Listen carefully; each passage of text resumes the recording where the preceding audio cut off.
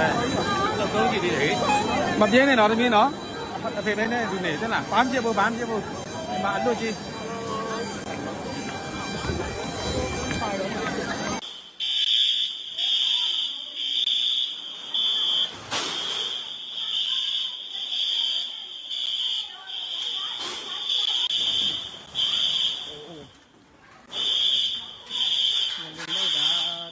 28ရက်3လ2020ဟုတ်ပါဗျာနော်တော့ကမိုင်းတော့ဘာမှ